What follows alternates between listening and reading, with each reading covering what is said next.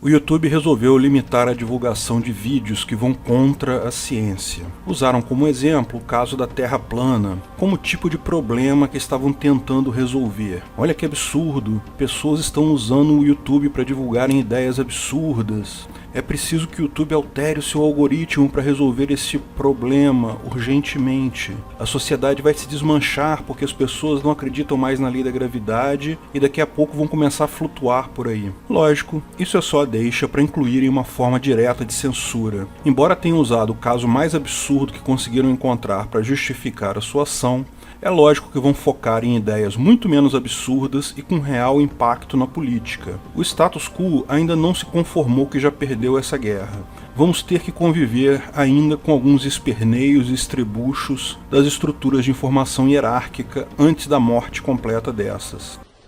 Antes de continuarmos o vídeo, aproveite para curtir e se inscrever na página. Clique no sininho para ser avisado de novos vídeos. A Terra é plana? Não é plana, é evidente que é um globo. É muito fácil qualquer grupo de pessoas fazer experimentos simples, desenhados desde a Grécia Antiga e tirar essa dúvida. Mas o que eu quero conversar aqui é um pouco diferente. A pergunta mais precisa seria: é um problema haverem na sociedade pessoas que acham que a Terra é plana? Se você julgar pelo que falam alguns professores e a grande mídia, sim. É um absurdo completo que algumas pessoas ainda questionem isso. Como assim? Algo que Galileu já refutou na Idade Média? Como alguém tem coragem de pensar diferente do mainstream? Nossa sociedade está condenada. Meu ponto é que não, isso não é um problema. Lógico que isso não é um problema. Na verdade, isso pode ser uma coisa extremamente positiva para a ciência e para a sociedade no longo prazo. Como já expliquei em outros vídeos, a minha visão é que estamos passando por uma mudança significativa no paradigma de distribuição de informações. Até poucos anos atrás, nossa informação era hierárquica, grandes autores e pesquisadores escreviam livros técnicos e papers, que outros autores simplificavam e tornavam mais didáticos em livros-texto, que eram usados por professores para ensinar isso aos alunos nas escolas. Da mesma forma, grandes agências de notícia buscavam notícias relevantes no mundo todo que depois eram traduzidas e adaptadas para a cultura local por grandes redes de televisão e jornais, que então chegavam na mão dos consumidores de informação, do público em geral. Esse paradigma foi quebrado com a internet. Houve um barateamento absurdo do custo de divulgação da informação. Com isso, você criou uma enorme rede de produtores e consumidores de conteúdo. Numa rede social como o Facebook, ao escrever qualquer coisa, você se torna produtor de conteúdo, ao mesmo tempo que lê conteúdo de outras pessoas.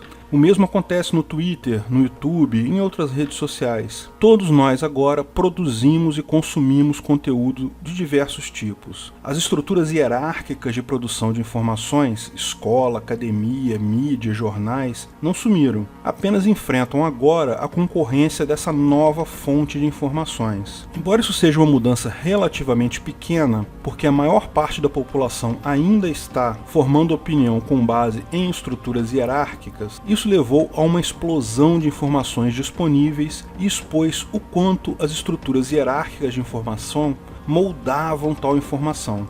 Todas essas estruturas hierárquicas gostam de se dizer isentas. Veja todos os jornais e redes de televisão, todas elas se dizem isentas e imparciais e que, quando falam opinião, isso é explicitamente mostrado em colunas ou editoriais. Os professores também, em sua maioria, se dizem isentos, apenas querem questionar criticamente a sociedade. Mas quando passamos a ter acesso a informações de outras fontes, de múltiplas fontes não hierárquicas, é que percebemos o quão direcionadas eram as informações dessas fontes hierárquicas. Quando falamos de política, essa visão é clara e cristalina. Aqui no Brasil havia um direcionamento absurdo favorecendo a esquerda, o socialismo, com o discurso de que socialismo é a favor dos pobres e minorias.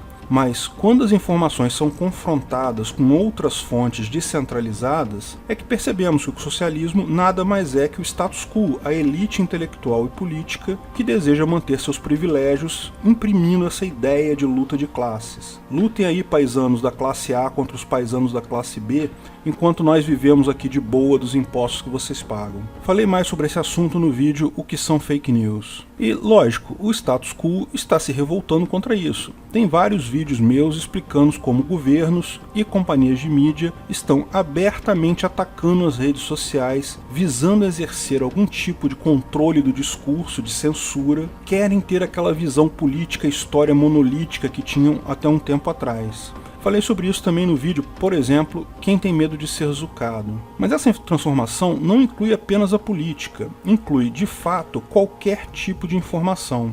Interpretações de fatos históricos que antes eram impostas por essa estrutura hierárquica, agora são abertamente questionados. Falei sobre isso no vídeo Fascismo é de direita ou de esquerda. Mas não só isso, teorias científicas consideradas bem definidas e aceitas têm sido questionadas e alternativas são propostas. Um exemplo claro disso é a teoria da Terra plana.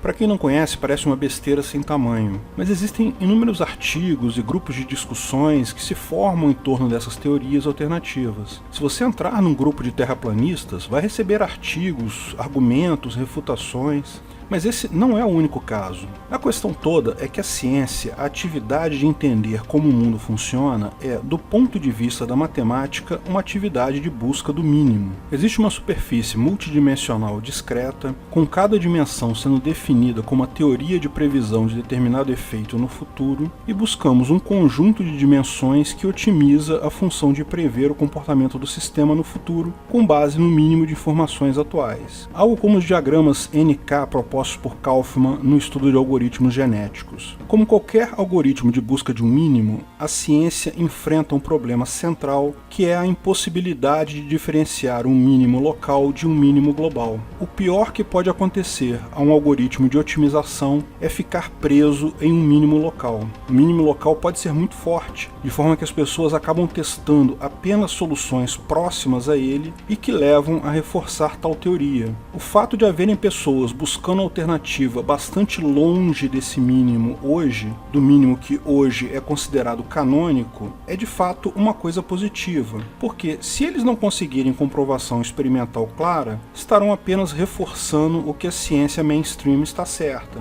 Se conseguirem alguma comprovação experimental, bom, pode ser um insight importante. O método científico não é hierárquico por definição. Apenas cientistas e professores têm a tendência de dar esse ar hierárquico. Se a academia diz X, então você deve dizer X, devido, evidentemente, a seu interesse próprio. Estão investidos em uma posição. Para o conhecimento humano no longo prazo, eu vejo como positivo o levantamento de hipóteses e os experimentos feitos pelos terraplanistas, pelos criacionistas, por qualquer um que tenha uma teoria diferente sobre o funcionamento do mundo. Faço apenas uma ressalva importante. Há situações em que tais crenças podem se tornar perigosas. Por exemplo, no caso dos anti-vaxxers, pessoas contra a vacinação. Como expliquei no vídeo sobre epidemias, se a iniciativa do YouTube de impedir conteúdo por estar fora do cânone acadêmico fosse realmente bem intencionada, deveriam focar exclusivamente nesse tipo de coisa. Situações que podem ser demonstradas por teste de hipótese claro e geram prejuízo para outras pessoas. Fora isso, coisas como climatologia, que não tem teste de hipótese possível, economia, política, todos os ramos de conhecimento humano que não admitem teste de hipótese,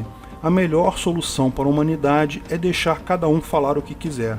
Liberdade de expressão deve ser absoluta para o bem da humanidade no longo prazo. A própria história, que embora fatos sejam fatos indiscutíveis, a classificação e interpretação desses fatos sempre será subjetiva. Também deve ser deixada aberta à discussão, não importa quantas bolhas de interpretação e classificação isso gere. O conhecimento humano só tem a ganhar. Agora, lógico, diferentes visões políticas, econômicas e históricas são incompatíveis com um ordenamento jurídico único. E, por mais que governos e estruturas hierárquicas de distribuição de informação esperneiem, esse é um caminho inevitável, porque não é uma escolha de um grupo, é uma consequência econômica básica derivada do barateamento do custo da informação. Tentativas de favorecer as estruturas hierárquicas de informação ainda estão no começo. Muitas outras ainda virão, e algumas bem piores do que essas, mas não há como lutar contra a economia. O ancapistão é inevitável, não só pelo aspecto econômico, mas também pelo aspecto cultural. Obrigado por assistir nosso vídeo. Comente abaixo se tiver dúvidas ou sugestões de novos temas.